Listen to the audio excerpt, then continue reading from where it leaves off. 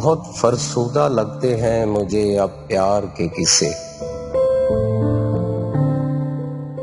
गुलो गुलजार की बातें, लबो रुखसार के किस्से।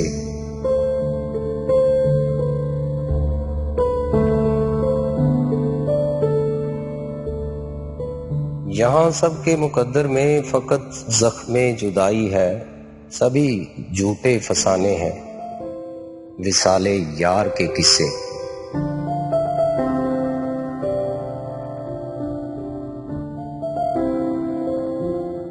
भला इश्को मोहब्बत से किसी का पेट भरता है?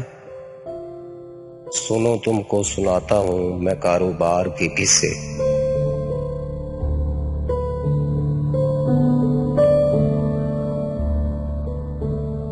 मेरे अहबाब कहते हैं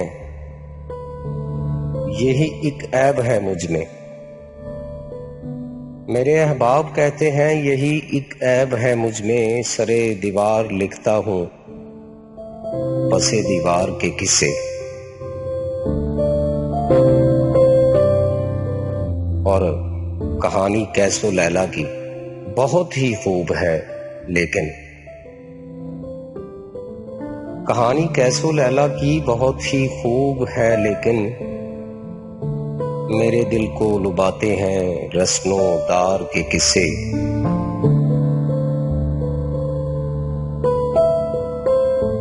मैं कैसे खून रोता हूं वतन की दास्तानों पर। मैं कैसे खून रोता हूं वतन की दास्तानों पर, कभी तुम भी तो सुन जाओ मेरे आजार के किस्से।